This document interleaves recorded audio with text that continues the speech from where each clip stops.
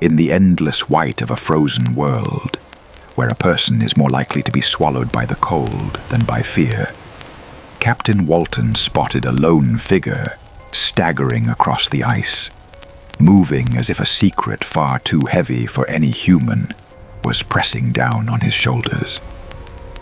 He and his crew pulled the man onto the ship, and in that moment everyone understood this was not a wanderer, but a soul being hunted by his own fate. His face was gaunt, his eyes deep and hollow, the kind of eyes you see on someone who has traveled too far and can no longer remember the way back. He trembled, yet still carried the fragile pride of a man who once believed he could challenge creation itself. His cold, stiff fingers clutched the edge of the blanket, as if trying to hold on to the last bit of human warmth. And when he finally whispered a broken sentence, I understood he carried far more than a failing body. He carried a story heavy enough to change the life of anyone who heard it. A story of ambition, of guilt, and of the terrible price a person pays when they reach for something far beyond the limits of the human heart. Victor grew up in a family where love arrived as gently as the warmth rising from the kitchen fire each morning. His mother had once cared for the poor, a woman who treated kindness like breathing, believing that sometimes a simple touch of the hand was enough to pull someone back from the edge. His father, a calm and steady judge, spent his life pursuing justice and taught his son that every choice, no matter how small, carries a responsibility to the world around us. In that warm and steady home, Victor developed a heart far more sensitive than most boys his age. Quick to feel joy, quick to love, and just as quick to hurt. But everything changed when his mother fell ill. The sickness came quietly, stealing her strength piece by piece, from her hair to her voice, to the smile he thought would stay with him forever. Victor sat beside her bed each day, holding her fading hand, feeling as if he were trying to protect a small candle, burning lower with every hour. And when she whispered that love is stronger than fear, he felt his heart split into pieces. Her death left more than grief. It carved a hollow space inside him, a silence so deep it felt like the whole world had stopped moving. From that pain grew a vow, a reckless hunger, that if nature could take away the person he loved most, then he would find a way to stand against nature itself. He wanted to understand life, to touch the place humanity had always feared to approach.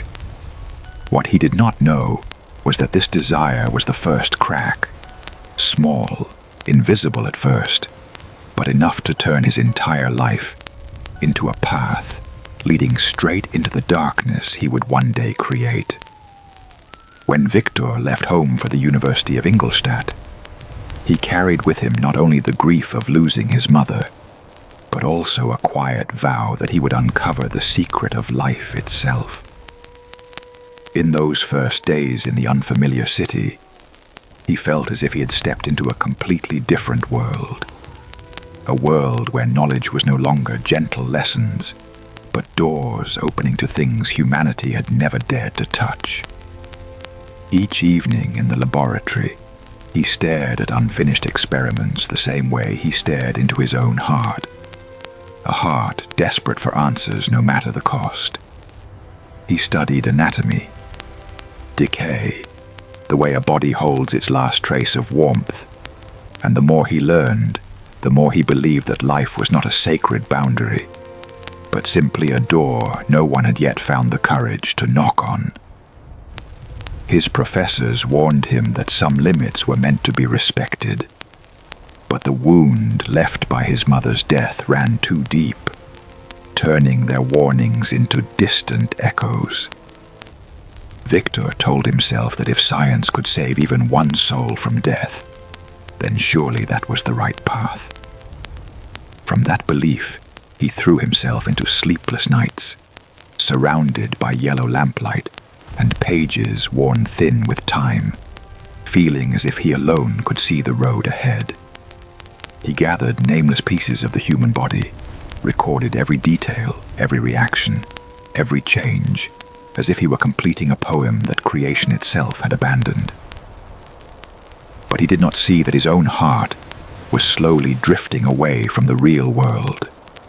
He forgot friends, forgot family, forgot even the sky outside his window, leaving only himself, his trembling hands, and the hunger to touch something only the divine had ever possessed. In the final moments before that secret took shape, a small fear crept into his chest, the instinct of a child standing before a dark doorway. Yet he had gone too far to turn back. And the most terrifying truth was this: he did not know that the secret he was about to grasp was not light at all, but a darkness that would follow him for the rest of his life. That night, in a small laboratory, lit only by the soft yellow glow of a single lamp and the sound of rain tapping hard against the window, Victor stood at the edge of the moment he had feared and desired for years. His hands trembled as he connected the final pieces of the lifeless body before him, as if he were placing the last period at the end of the life he once knew. Each breath grew heavier as he wondered whether he was doing something right or something unforgivable. But the grief of losing his mother and the hunger to reach beyond the limits of humanity kept pushing him forward. Then, in a silence so thick it felt like the whole world was holding its breath, the creature opened its eyes, slowly, heavily, as if dragging the darkness of the universe into the room with it. Victor stepped back, then further, his heartbeat pounding louder than the wind outside. The creature said nothing. It simply looked at him with the empty stare of a child thrown into a world that had no place for it. And in that moment, Victor understood he had created something his heart was never big enough to embrace. He did not see a miracle. He saw a horror, a soul crossing a threshold that should never have been touched. Victor ran, out of the room, out of his own creation, like a man terrified of the responsibility he had awakened. And that night, under the relentless rain and the thick weight of darkness, Victor felt something he would never forget. That in the exact moment the creature opened its eyes, it was as if creation itself turned away, leaving him alone with the terrible price of human ambition. When the creature awoke in that cold, dim room and realized Victor had run from him, he could not understand why the only person who could ever be called his father was terrified of the very child he had created. He stepped into the world with the empty heart of a newborn, with no name, no welcome, only darkness and confusion pressing in on all sides. In the first days, the creature wandered through forests and past small cottages, trying to approach people the way a child reaches out for a comforting hand. But every time he appeared, screams filled the air, doors slammed shut, and stones struck his skin like cruel verdicts. He did not understand, truly did not understand, why the world hated a soul that had never done anything wrong. He found shelter in a small abandoned shed near a poor family's home, and through a narrow crack in the wall, he watched them.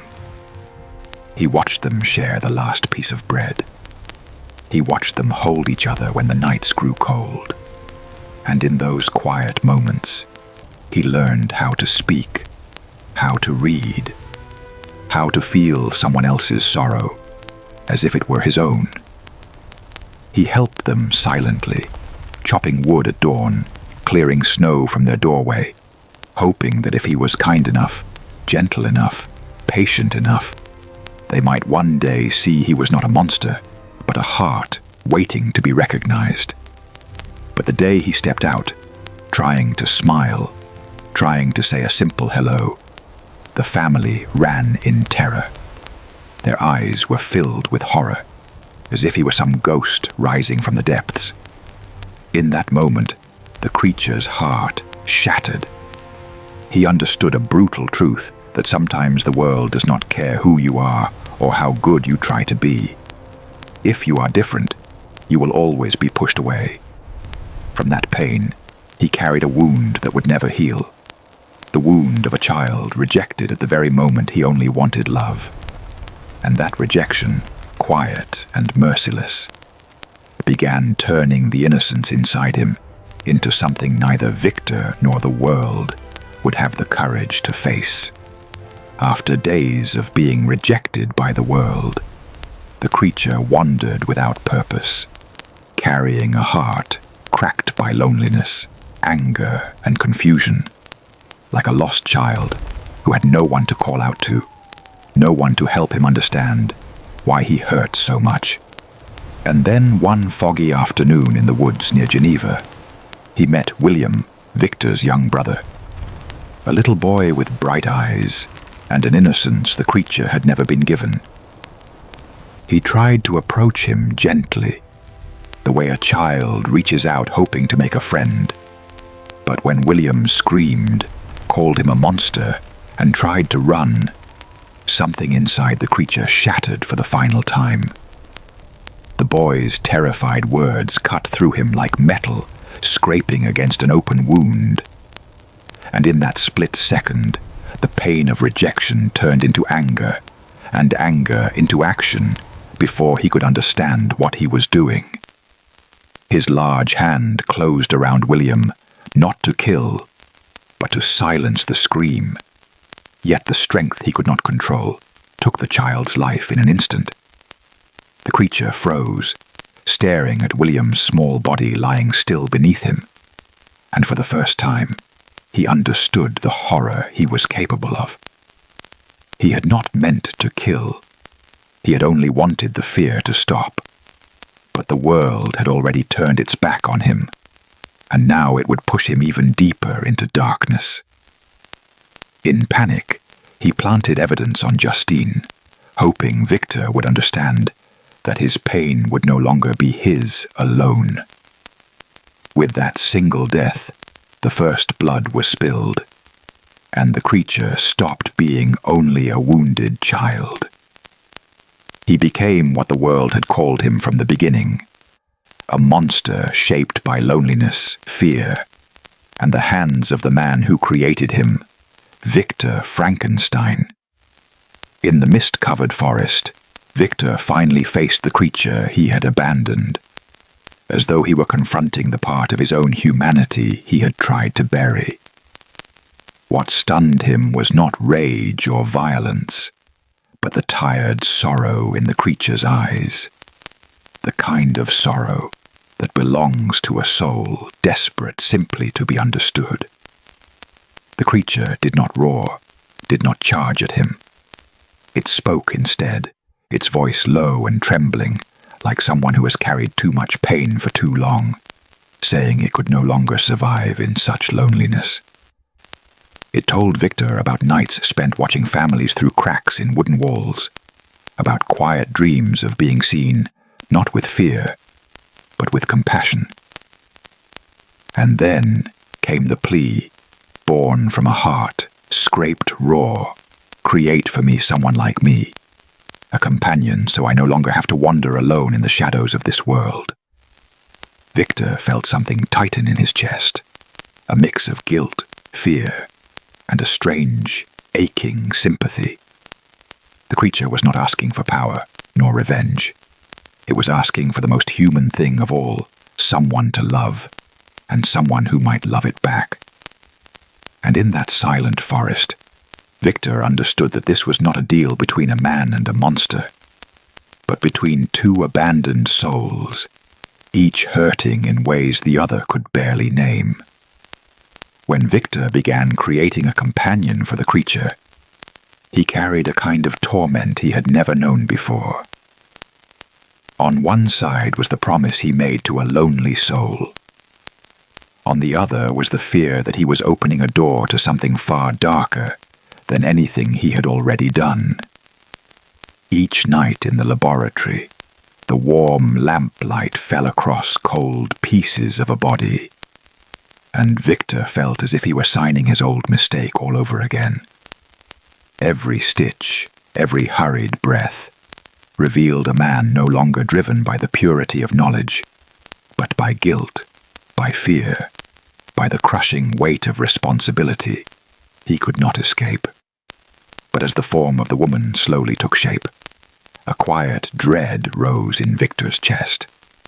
He sensed that if she lived, the world might face consequences no one could predict. He imagined the two creatures together, imagined the possibility of an entire race beyond his control. And in that moment, panic swept through him like a cold wind. Victor tore his creation apart right before the creature's eyes, reducing the unfinished body to lifeless scraps. The creature's scream tore through the night, not the roar of a monster, but the cry of someone robbed of their last chance at happiness. It looked at Victor with a pain so deep it felt human. And then came the words Victor knew would haunt him forever. I will be with you on your wedding night. In that instant, Victor understood he had not just shattered the creature's hope, he had sealed his own fate, destroying the only chance at peace for a soul the world had rejected from the moment it opened its eyes. Henry Clerval was the last friend who kept Victor anchored to whatever remained of his humanity. A warm-hearted young man who believed the world still held goodness despite its darkness. But while Victor was busy running from the creature, he did not realize that the price would strike at the softest part of his life. In a distant city, on a cold and windy street, Henry was found lying still, his gentle face twisted in the terror of his final moment. Victor collapsed beside his friend's body, feeling as if the world were squeezing his heart with every beat. He knew exactly who had caused this death, and worse, he understood why. The creature did not need to speak. It left its mark like a message carved into the air, a reminder that its suffering would no longer be carried alone. As Victor looked at Henry one last time, he realized a cruel truth. Sometimes death does not choose the guilty. It chooses the innocent, so that the guilty are forced to feel the full weight of what they have done. And in that moment, Victor understood that what he had lost was only the beginning, and there was no road left that could lead him back to the man he once was. The wedding of Victor and Elizabeth unfolded like a fragile dream they had fought through too much pain to finally reach. The house glowed with candlelight. Her white dress drifted softly with every step, and her gentle smile was so warm that Victor almost believed the bloodstained past could truly loosen its grip on them. But deep inside his chest, fear smoldered like a small ember that never went out. The creature's threat, "I will be with you on your wedding night," clung to every ounce of joy they tried to hold on to. Victor held Elizabeth's hand, feeling his own grow colder by the minute, and she looked at him with the quiet understanding of a woman who sensed more than he could say. When night fell and they slipped away from the celebration, closing the door to their wedding chamber, the world shrank until only two hearts remained the same, two hearts that had grown up side by side. Elizabeth placed her hand on Victor's cheek and whispered, I know the weight you carry. But whatever happens, you are not alone."